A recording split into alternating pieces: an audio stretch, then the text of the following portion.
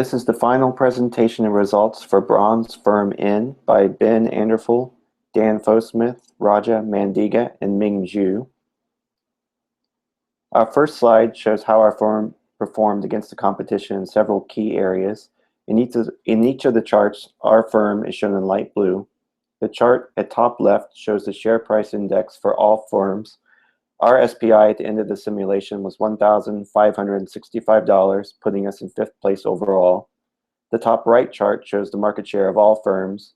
We finished the simulation with 12% market share, putting us in 4th place. The bottom left chart shows total retail sales. Our strongest performance was in the final period, where we sold 395,000 units, putting us in 4th place. The bottom right chart shows revenue for each of our firm's brands across all periods. Total revenue for Noon was $232 million. For Nova, it was $261 million. And for Noma, total revenue was $6 million. We now discuss each brand's performance in more detail, starting with Noon. Noon was available to customers through all periods of the simulation and was mainly targeted to the shopper segment. We finished period 8 with 26% of shopper market share measured in units sold. Our ranking was number 2. Noon was consistently one of the highest awareness levels among products marketed to shoppers. We ended with 62% awareness among that customer segment. Starting in period 4, we included perceptual objectives that highlighted Noon's alignment with the most important shopper ideal values, which were economy and performance. Noon was upgraded by 2 R&D projects that addressed perceived shortcomings among shoppers, particularly regarding the display, power, and battery. Next, we'll discuss Nova performance. Our Nova product was initially positioned for 2 market segments, high earners and professionals. 72% of high earners were aware of Nova, which was one of the highest awareness levels among brands targeted to that segment.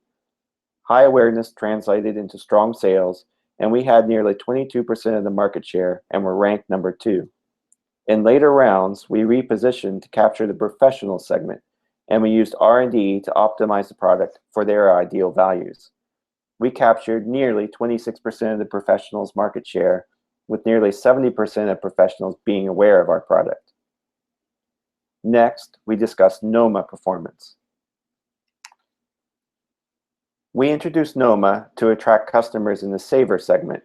We initially tried to use Noon to attract those customers, but found that it was a poor fit.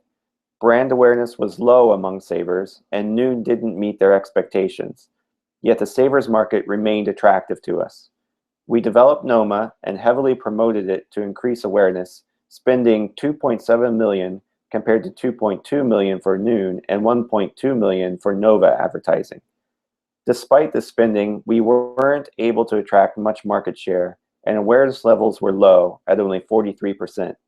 We continued to improve Noma's attributes and price, but we ultimately struggled to break into the savers market.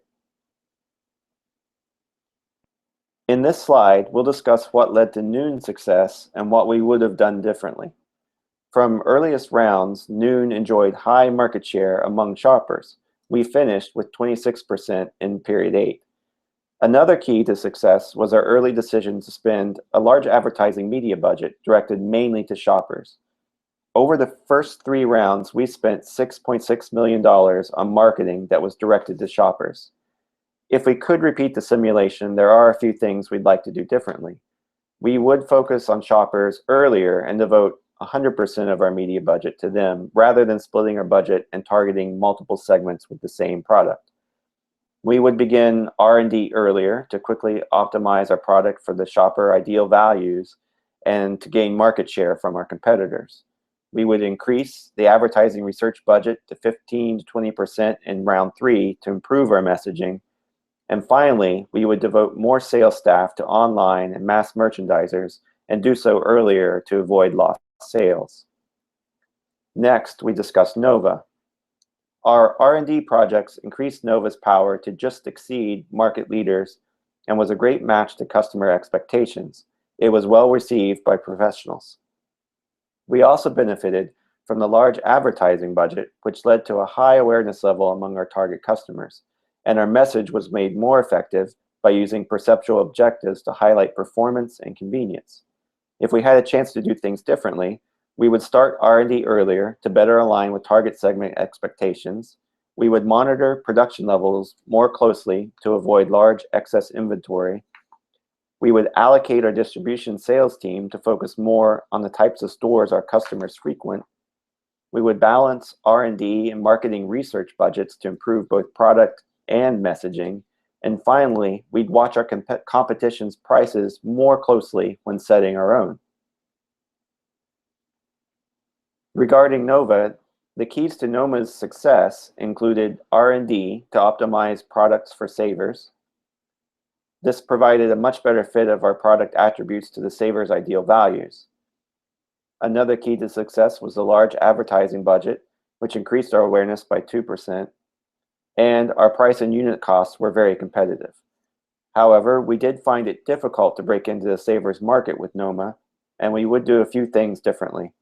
We would spend more on advertising to increase awareness levels, and we'd do so earlier.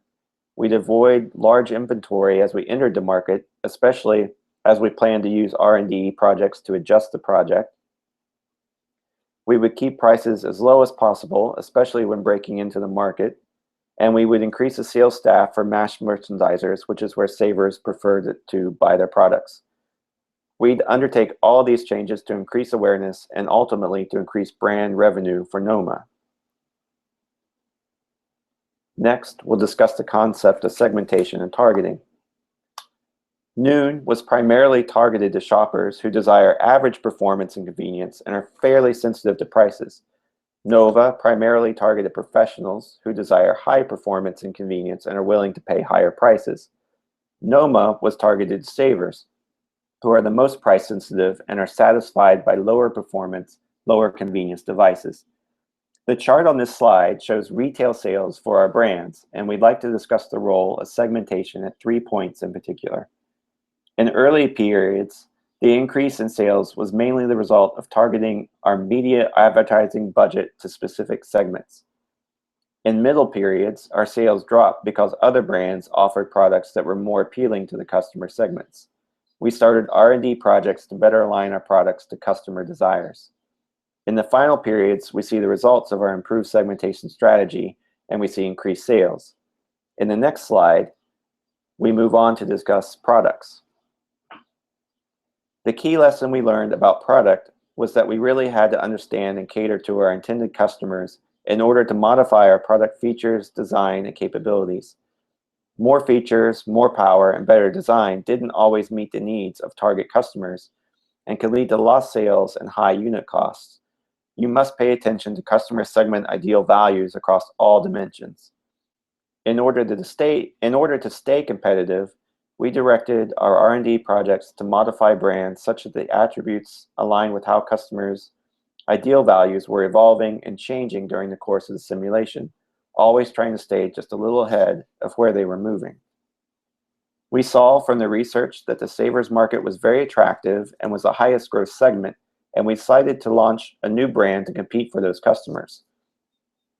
We learned an important lesson with our initial launch of Noma when we discovered that our product didn't align as well with saver expectations as we expected. Sales were weak until we used R&D to better align the product features and price to saver expectations. In setting price, we considered being able to set the price independently of what was going on in the market and being an intrinsic element of the market positioning strategy. We had a few challenges related to setting prices relative to products and target customer segment, and finding the best balance between what customers were willing to pay for the perceived value our products gave them. We used several concepts when determining prices. We considered price elasticity, the sensitivity of customers to the price the manufacturer sets. We closely analyzed our competitors' prices and offerings. For example, Noma was initially much higher priced than competitors, and the product attributes weren't as good a match as other products. So our sales were quite low, especially considering the high price sensitivity of our target customer segment, which were savers. Even after R&D to improve product alignment and adjustments to price, the savers market saw more value in our competitors' products, and we had to continue adjusting our price downward. In MarkStat, the concept of place can be seen in the distribution channel options of specialty stores, mass merchandisers, and online. Customer segments have different preferences for where they prefer to shop, which you must always consider based on your segmentation strategy. Further, each distribution channel has different margins, which will ultimately impact brand revenue and should be considered when setting suggested retail prices. As you can see from the chart, our distribution strategies differed by product, as we attempted to optimize our distribution and sales team depending on where our target customers preferred to shop. Finally, the concept of promotion also played a large role throughout the simulation. In MarkStrat, you must use both advertising media and advertising research to help promote your products to target customers. As you can see from the chart, the budget for advertising media is quite large throughout the simulation. In order to capture high awareness and high sales, we found that high advertising budgets were necessary, especially when launching new products or trying to attract new customer segments. To make those advertising dollars more effective, we also found that spending on advertising research was important, as it helped to improve the marketing message effectiveness for specific target segments, so that we could explain how our product features met their most important considerations. After increasing general awareness, it was critical to improve message effectiveness through research. This concludes the presentation for Brahms' Firm in MarkStrat final presentation. Thank you.